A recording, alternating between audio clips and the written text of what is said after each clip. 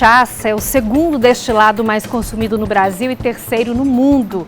E o nosso país produz mais de 1 bilhão de litros do produto por ano e exporta para mais de 60 países. E na histórica cidade de Areia, no Brejo Paraibano, a gente foi conhecer a produção dessa bebida genuinamente brasileira num engenho que tem mais de 200 anos de existência. No meio das belas paisagens do Brejo Paraibano se encontra uma das maiores riquezas produtivas do interior do estado. Estamos na zona rural da cidade de Areia, região conhecida pelo cultivo da cana-de-açúcar. E é aqui, na fazenda Vaca Brava, onde a família de seu Aurélio Leal decidiu investir na indústria da cachaça. O meu pai veio para aqui com 8 anos de idade. Era neto do senhor de engenho Antônio Freire de Souza Monteiro, do engenho Capibaribe, em Pernambuco. Aí papai, muito pequeno, muito difícil, aí conseguiu, ele negociava, tinha uma bodeguinha, aí conseguiu um pedacinho de terra ali de lado, aqui no município de Areia, anexo a essa propriedade. Aí comprou uma engenhocazinha. Com mais de 200 anos de história, o pequeno negócio familiar virou uma grande empresa. Eu e meu irmão, que estamos ao pouco sendo introduzido no negócio, vamos para a sexta, e o negócio foi crescendo, aos poucos foi aliando a modernidade com a tradição e resultou nisso aqui. Um maquinário antigo aqui do nosso lado, com aparelhos novos e produzindo a todo vapor. Neto de seu Aurélio, Gustavo explica que para produzir uma cachaça de qualidade é preciso de uma série de cuidados, que começam a partir do cultivo. A cana tem que ser colhida verde, de preferência manualmente, também de preferência que não seja colocado agrotóxico. A cana, depois de cortada no campo, tem que ser trazida aqui para a fábrica com no máximo 24 horas, para não alterar na qualidade da cachaça. E com tudo isso a gente busca uma boa qualidade da matéria-prima, para daí começar todo o processo de extração do caldo de cana, fermentação e destilação. Caminhando pela propriedade é possível conhecer cada etapa do processo. Depois que a cana é moída para a retirada de seu extrato, o líquido passa durante 12 horas por um processo de fermentação. O vinho do caldo de cana segue para enormes alambiques, onde o resultado final é a cachaça cristalina. Aqui nos alambiques a gente vai ter o processo de destilação. A gente pega o vinho, coloca aqui dentro do alambique e a gente vai aquecer esse alambique. No aquecimento vai evaporar o vapor da cachaça, pega a tubulação e já sai do outro lado a cachaça. De acordo com dados do Instituto Brasileiro da Cachaça, o IBRAC, no último ano o país produziu 1,2 bilhões de litros de cachaça, exportando para mais de 60 países. Nesta indústria, na histórica cidade de Areia, a produção na última safra foi de 3,5 milhões de litros. O período da safra é um período corrido aqui para a gente tem que atingir a meta, atingir o objetivo e a gente trabalha de domingo a domingo, 24 horas, fazendo a moagem, fermentação, destilação, averiguando a qualidade da cachaça e, por final, fazendo a estocagem da cachaça. Nos grandes barris, a cachaça passa por um processo de envelhecimento, se tornando do tipo umburana. O nome vem da madeira na qual é reservada. Onde ela vai pegar as características da madeira, pega o sabor, cor, aroma e diminui um pouco a acidez. Então se torna uma cachaça melhor, de um sabor diferenciado. A nossa cachaça umburana, que é comercializada, ela passa em torno de 1 ano a 1 ano e meio envelhecendo nos barris de madeira. A indústria também comercializa os tipos tradicional e cristal, sendo pioneira e única cachaça de alambique envasada em latas no Brasil. A embalagem ganhou em 2019 versão temática, com uso de realidade aumentada. Esse ano a gente não podia deixar de fora Jacques do Pandeiro, que está completando o centenário dele. A gente fez uma homenagem a ele e trazendo um pouco da modernidade, a realidade aumentada, que é uma inovação. A gente tem um aplicativo, só apontar para a latinha que aí você vai descobrir uma brincadeira aqui muito bacana.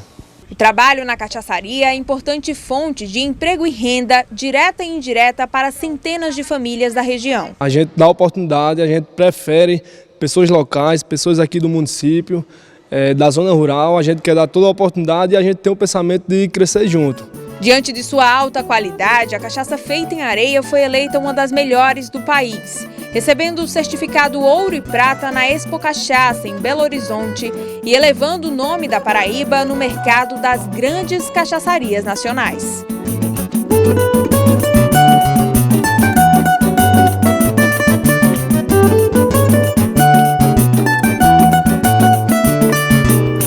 Por perto não exige mais jardins imensos, cuidados constantes e às vezes nem mesmo a luz solar.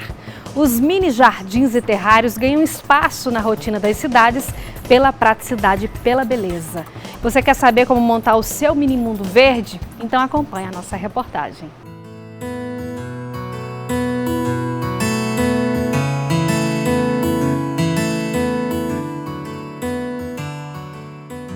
A professora Islene Mangueira transformou a própria casa em um imenso jardim. É porque aqui ela monta outros jardins de menores proporções, bem menores na verdade. São os chamados terrários e os mini jardins, opções para quem gosta de plantas, mas não tem tempo e espaço para cultivá-las. A ideia surgiu em 2017, quando Islene, que sempre adorou plantas, resolveu presentear a irmã com um jardim bem criativo. Minha irmã aniversariava em setembro de 2017 e eu resolvi fazer um mini jardim para dar presente para ela. E foi a partir daí que a gente começou a perceber que tinha um caminho aberto, né? Porque as pessoas começaram a ver, a gostar, a pedir.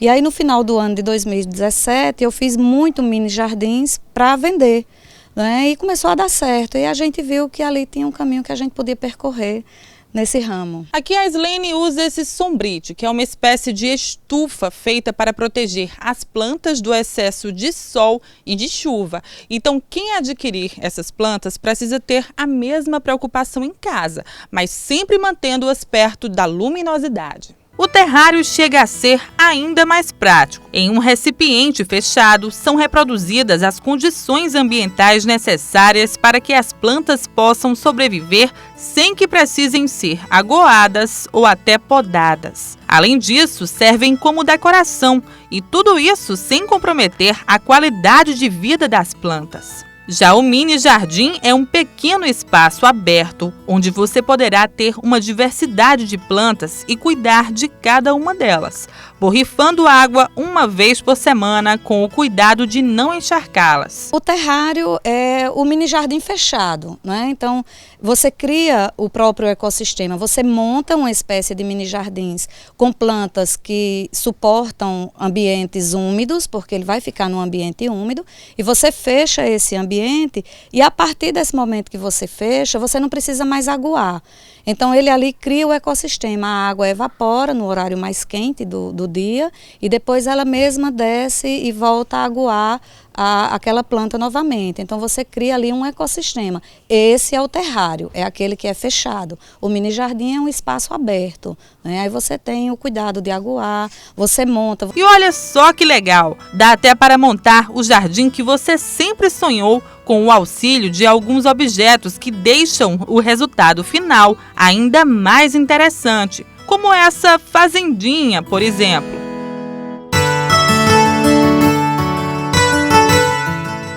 Você traz para os mini jardins, por exemplo, muitas vezes as pessoas chegam aqui com peças decorativas que elas têm em casa, com boas recordações e querem ali colocar dentro daquele espaço do mini jardim, e aí a gente monta de acordo com o desejo do cliente. Para montar os terrários e os mini jardins que são feitos sob encomenda, Islene dispõe de uma infinidade de opções de plantas suculentas, musgos, cactos e begônias, que são mais simples de cuidar. Todas vindas de Olambra, em São Paulo.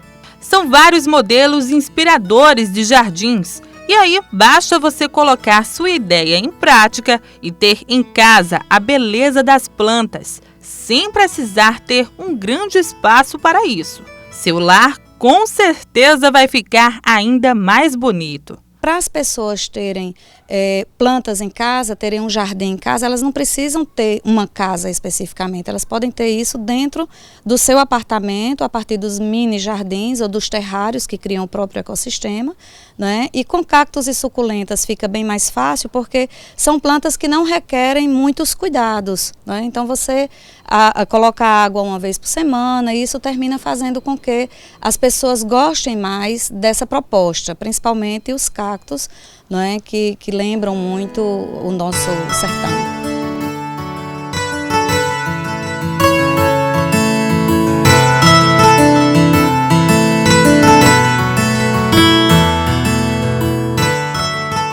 Agora a gente vai para mais um intervalo e na volta o nosso assunto é gastronomia.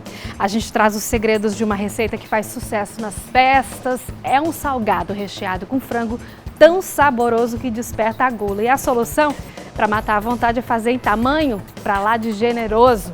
A gente volta já, não sai daí.